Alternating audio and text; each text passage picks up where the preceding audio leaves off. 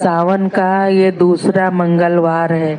हम आपको मंगला गौरी की कथा सुना रहे हैं। श्री युधिष्ठिर जी महाराज ने भगवान श्री कृष्ण चंद्र जी से प्रश्न किया कि हे नंदनंदन, हे गोविंद, अनेक कथाओं मैंने सुनी। अब मेरे कान पुत्र तथा आयु अथवा पुत्र की जिज्ञासु करने वाले व्रत को सुनने के इच्छुक हैं। भगवान श्री कृष्ण जी ने उत्तर दिया, हे शत्रुओं का नाश करने वाले युधिष्ठिर, मैं तुमसे अवैध कारण अथवा स्त्रियों को सौभाग्य प्रदान करने वाले एक व्रत का वर्णन करूंगा। इस विषय संबंधी एक प्राचीन कथा को कहूंगा, तुम सावधान होकर श्रवण करना। एक समय की बात है कि कुंडिन नामक नगर में ब्राह्मण भक्त तथा बहुधन संपन्न धर्मपाल नाम के एक तपस्वी वैश्य रहते थे। पुत्र विहीन होने के कारण संपत्नीक व वैश्य हृदय में व्याकुल रहते थे। उनके घर पर नित्य प्रत शरीर में भस्म लगाए, रुद्राक्ष धारण किए हुए तथा जटाओं से युक्त एवं शुभ दर्शनीय भिक्षुक आया करते थे, जिनके भिक्षांत प्रदान किए हुए अन्न को अस्वीकार करते देख एक दिन वैश्य की पत्नी अपने पति से इस प्रकार कहा कि हे स्वामीन, इन जटाधारी भिक्षुक का हमारे घर पर सर्वदा ही आगमन होता है, किंतु हमारे अन्न को ये स्वीकार नहीं करते। इस कारण तुम्हें मुझे अत्यंत खेद है।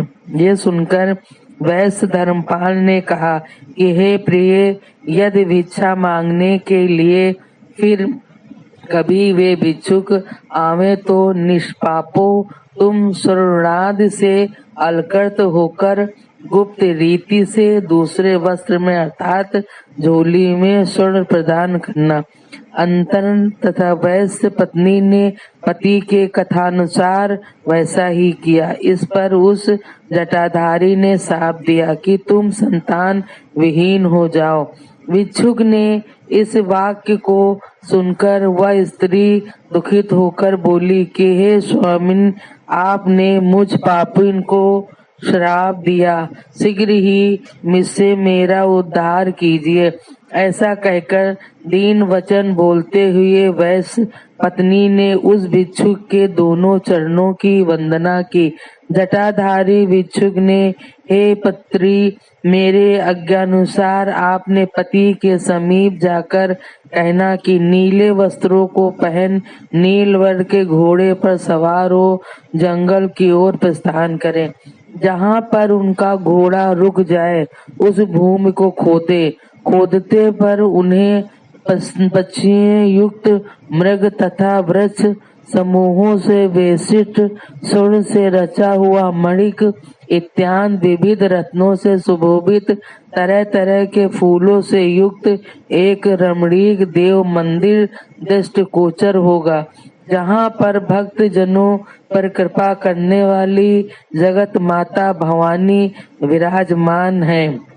उन्हीं भवानी की तुम मन में विधि पूर्वक आराधना करनी चाहिए, वे ही तुम्हारा उद्धार करेंगे।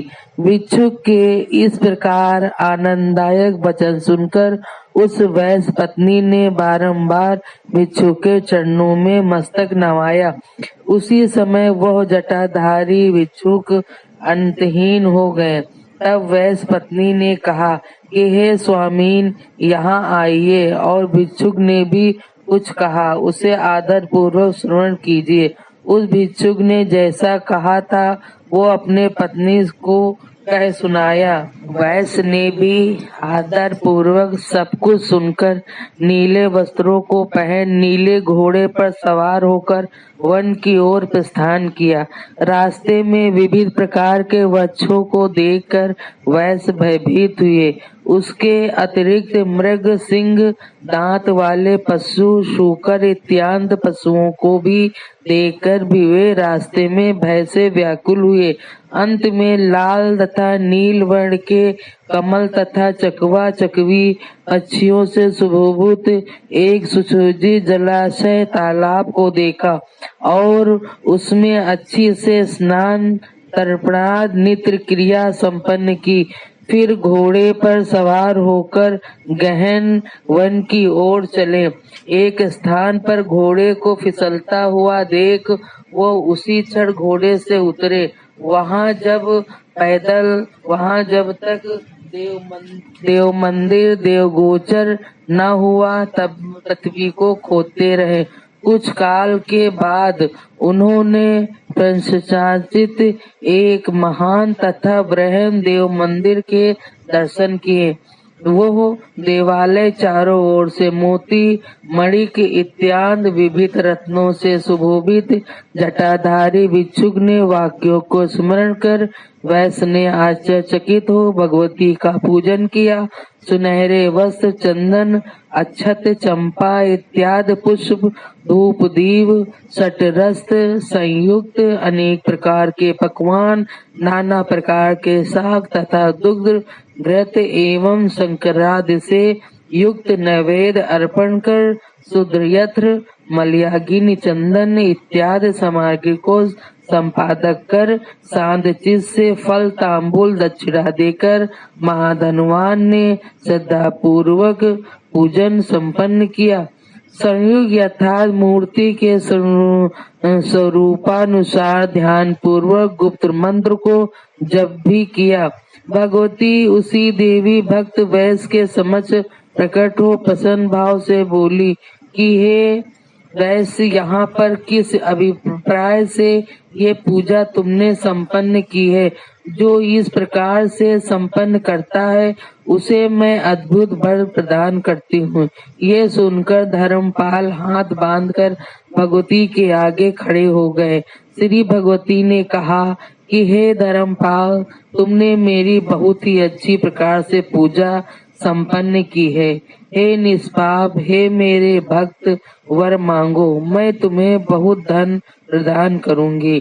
धर्मपाल ने कहा, हे देवी, आपकी कृपा से मेरे पास बहुत धन संपत्ति है, किंतु पुत्र विहीन हूँ, इसलिए पितरों के उद्धारक एक उत्तम पुत्र की प्राप्ति की अभिलाषा करता हूँ। एक भिक्षुक मेरे गृह में आते हैं किंतु मेरे अन्न को स्वीकार नहीं करते, इसलिए सपत्नीक मुझे अत्यंत दुख है। इस प्रकार वैश्य के दीन वचनों को सुनकर भगवती ने कहा, हे धर्मपाल, तुम्हारे भाग में सुखदायी पुत्र नहीं है, तो भी विधवा होने वाली कन्या, अल्पपायु पुत्र अथवा नेत्रहीन जिज्ञासु पुत्र, इन तीनों में से किसी एक वर की याचना करते हो। धर्मपाल ने कहा, मुझे अल्पवायु पुत्र ही प्रदान कीजिए, इसी से आपको कर्तृ समझूंगा, क्योंकि इससे नरक स्थित पितरों का उद्धार करने से समस्त होऊंगा। श्री देवी जी ने कहा, मेरे बगल में स्थापित श्री गणेश जी की नाभि पर चढ़कर उसके पश्चिम से चित्र चमत्कार पूर्ण आम के फल को ले जाकर अपनी धर्म पत्नी को प्रदान करना, इसमें निसंदेह पुत्र उत्पन्न होगा। इस प्रकार देवी के वचन सुनकर वो वैश्य उसके बगल में जाकर गजबंधन की नाभि पे चढ़ने से मोह को प्राप्त हुआ। फल को उतार लेने के बाद उसे दूसरा फल दृष्टिगोचर हुआ। इसी प्रकार बारंबार फल उतारने पर उसे एक अन्य फल दिखाई देता है। तदंतर क्रोधित गणपति जी ने धर्मपाल को शाप दिया कि 16वां वर्ष प्राप्त होते तुम्हारे पुत्र को सर्प डसेगा। धर्मपाल अच्छी तरह फल को वस्त्र में बांधकर अपने घर की ओर चल दिया। घर पहुंचकर उसने अपनी भार्या को फल दिया। उस पवित्रता ने उसे भ्रमण कर लिया। अपने पति की संयोग से उससे गर्भ धारण किया और 9वां मास पूर्ण होने पर उसने उत्तम पुत्र को उत्पन्न किया। पिता के चित्त में संतुष्ट होकर जाति क्रम संस्कार किया। 6ठे दिन में षष्ठी पूजन किया। 12वें दिन में नामकरण संस्कार उसका शिव नाम रखा। 6वें महीने में अपूर्व अन्नप्राशन संस्कार संपन्न किए। तृतीय वर्ष में चूड़ाकरण मुंडन तथा छठे वर्ष में हे युधिष्ठिर, वैश्य ने पुत्र का उपनयन संस्कार कर ब्राह्मणों को संतुष्ट किया। जिस वृप ने यज्ञोपवीत प्रदान किया वह संतुष्ट चित्त हुआ। पुत्र ने जब 10वें वर्ष में प्रवेश किया तब तीव्रता ने अपने पति से कहा कि बालक का विवाह भी अच्छे मुहूर्त में कर देना चाहिए। धर्मपाल ने कहा, मैंने संकल्प किया है कि बालक जब भी काशी धाम से विश्वनाथ का दर्शन कर लौट आएगा तब उसका विवाह संस्कार संपन्न करूंगा। ऐसा कहकर उसने साथियों तथा उसके मामा सहित बहुत कुछ धन देकर अपने पुत्र को काशीपुरी के लिए रवाना कर दिया। मार्गों में सदमों का आचरण करते हुए वह प्रतिष्ठापुर में पहुँचे। उस रमणीक नगर में उन्होंने कुछ कन्याओं को परस्पर खेलते हुए देखा। उस कन्या सम्मुख से गौरवर्णा सुशीला नाम की एक कन्या थी। उसका साथ किसी सखी से झगड़ा हो गया और उस कन्या को बारंबार हे रंडे, हे अभंगे इस प्रकार संबोधित कर गाली देने लगी।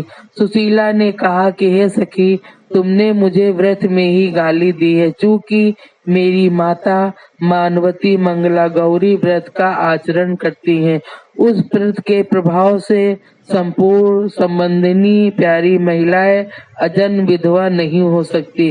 फिर उसकी कन्या के विषय में कहने की क्या है, अर्थात वो तो विधवा हो ही नहीं सकती। ये सुनकर वह सखी बोली, हे भामिनी, उस व्रत के प्रभाव को निश्चय ही वर्णन करो कि जिस व्रत का धूप गंधर्व से भी यत्न तथा पूजन करने से सुख की प्राप्ति होती है। उन वाक्यों को सुनकर आश्चर्यचकित नेत्रों में बालक का मामा उसकी हित चिंता करने लगा कि यदि इस कन्या के हाथ में इस बालक के ऊपर अक्षय पड़े जाए तो ये 100 वर्षों की आयु प्राप्त कर लेगा। आश्चर्यचकित नेत्रों से वह उस सुशीला को देखने लगा। सुशीला के घर की ओर प्रस्थान करने पर उन्होंने भी उसका अनुसरण किया। वो गौरांगी अपने घर में प्रविष्ट हुई तथा उन दोनों व्यक्तियों ने उसके घर के निकट एक अच्छे जलाशय के किनारे सुंदर स्थान में डेरा डाला। विवाह का समय प्राप्त जान सुशीला के पिता हरि ने अपनी कन्या के विवाह के लिए चेष्टा आरंभ की तथा हर नामक वर के साथ उसका संबंध करना निश्चित किया। हर के माता पिता ने अपने पुत्र को विवाह हेतु असमर्थ जान शिव के मातुल के पास पहुंचकर विनय पूर्वक शिव को मांगा।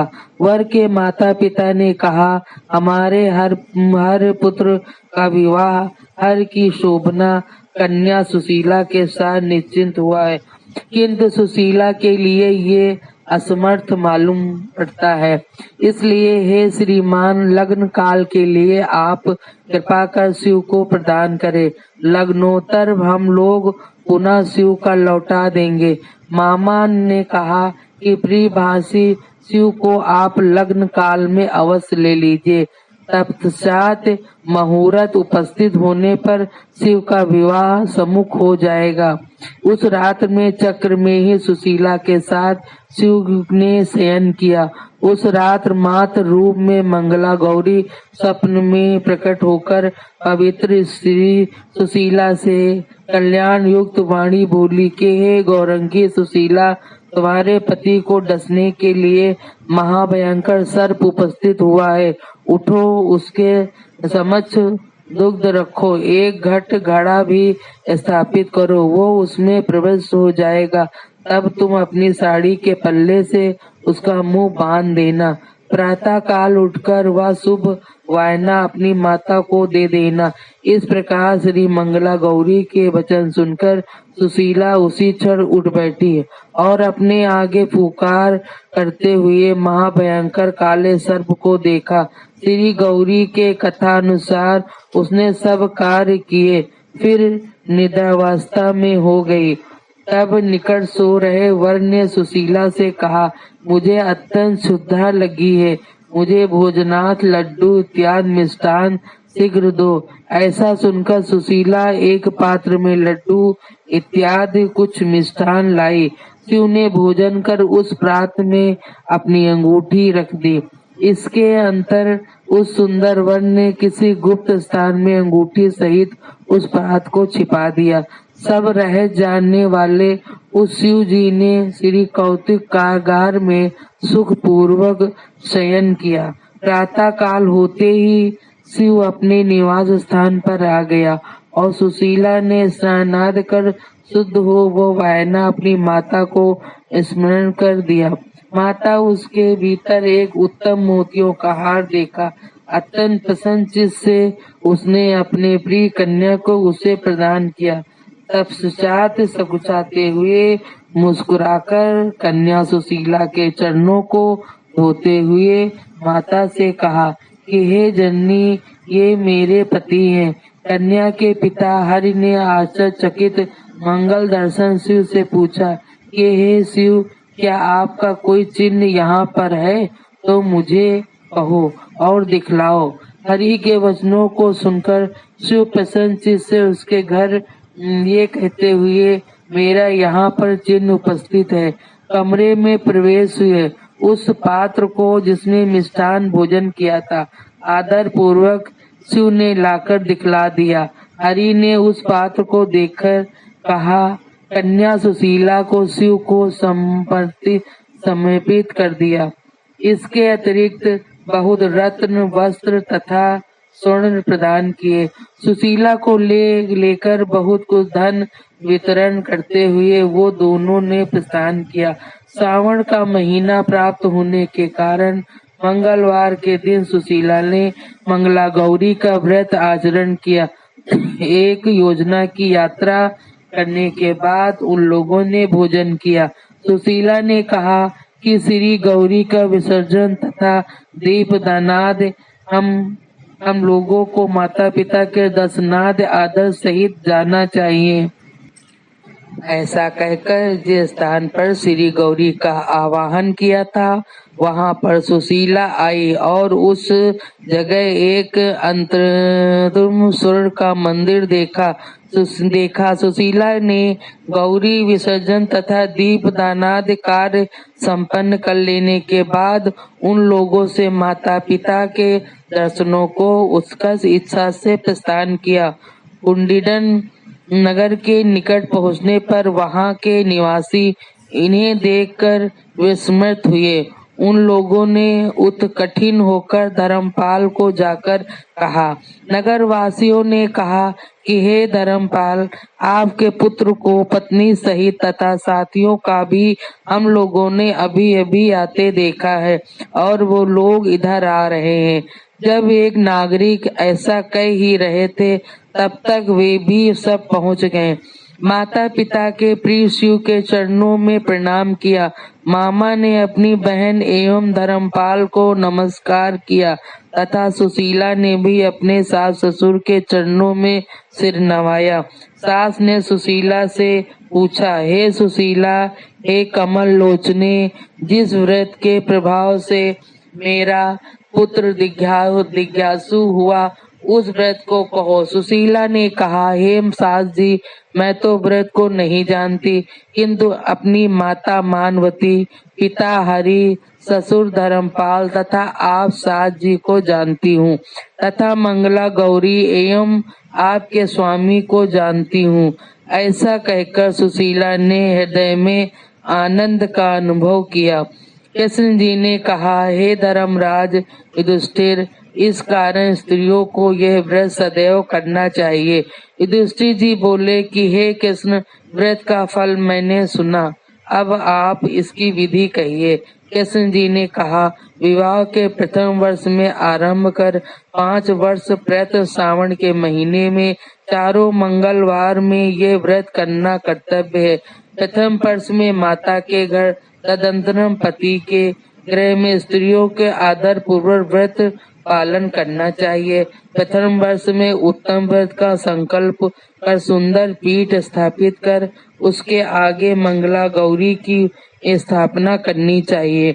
गेहूं के आटे का एक दीपक बनाकर घृत में भरकर एक शिला और छोटा पत्थर गोधूम पिष्ट से रच कर रखें। इस दीपक में 16 सूत्रों से निर्मित बत्ती जलावें तथा गंध पुष्पान से सोपचार करके मंगला गौरी का पूजन करें। 16 संख्या से 5 बेलपत्रों से मंगला गौरी की पूजन कर अंग पूजा करनी चाहिए। धूप दीप नैवेद्य समर्पण कर वायना संकल्प करना चाहिए।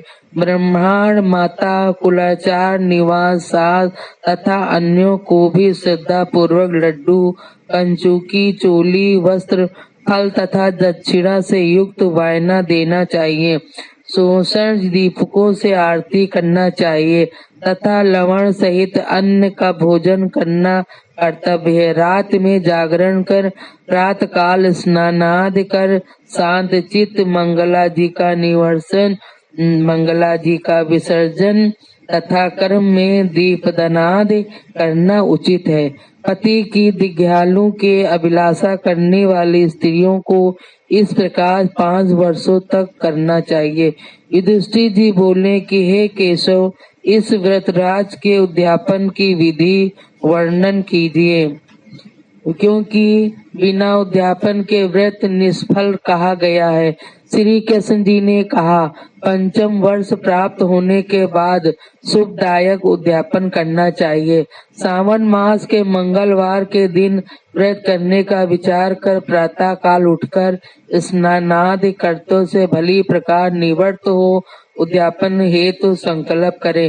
वेद वेदांग के ज्ञाता आचार को वर्ण करे। 4 केले के स्तंभ तथा द्वार युक्त घंटा तथा चमर युक्त मंडल निर्माण करे। बीच में पंचबड़ा युक्त चंदन लगाया कर्तव्य है। मंडप के बीच में चतुरस वेदी निर्माण करे। चांदी की बड़ी शिला तथा सुरवा का एक परस निर्माण करावे। उसी वेदी पर 5 रंगों से लिंग को व्रत मंडल की रचना करनी चाहिए। उसके ऊपर एक मन में चतुर्थास अर्थात 10 शेर धान्य की स्थापना कर स्वर्ण चांदी अथवा ताम्र के कलश की विधि पूर्वक स्थापना करें। उसमें पंचामृत तथा सर्वोशस्त्र इत्यादि पदार्थों को कलश स्थापना विधि के अनुसार छोड़ें एवं ऊपर ताम्र का पूर्ण पात्र रखना चाहिए। स्वर्ण की श्री गौरी प्रतिमा बनाकर उस कलश पर स्थापित करनी चाहिए तथा डमरू की आकृति के 16 आटे के दीपक बनावें। 16 तंदुओं से बना दीपक जल में जलाएं। आरती में चांदी का दीपक एवं स्वर्ण की बत्ती रखकर अर्पण करें तथा रात्र में कथा श्रवणादि द्वारा जागरण करें। हे युधिष्ठिर, प्रातः काल अग्नि स्थापन पर तिल अक्षत तिलान द्वारा निर्मित संकल्य से गौरी मंत्र से हवन करें। हवन में बेलपत्र युक्त कर 108 पृथक पृथक आहुति प्रदान करें। 16, 8 अथवा 4 सप्तनिक ब्राह्मणों को भोजन कराना चाहिए। माता का पूजन कर वस्त्रदान युक्त वायना संकल्प करने देना चाहिए। ये पकवान ताप मात तथा वस्त्रनाद से संयुक्त हो। ब्राह्मण को खीर इत्यादि का भोजन करा स्वयं इष्ट जनों के साथ भोजन करे। इस प्रकार विधि पूर्वक करने से वैस्तुधर नाश होता है। बोलो श्री मंगला गौरी की जय।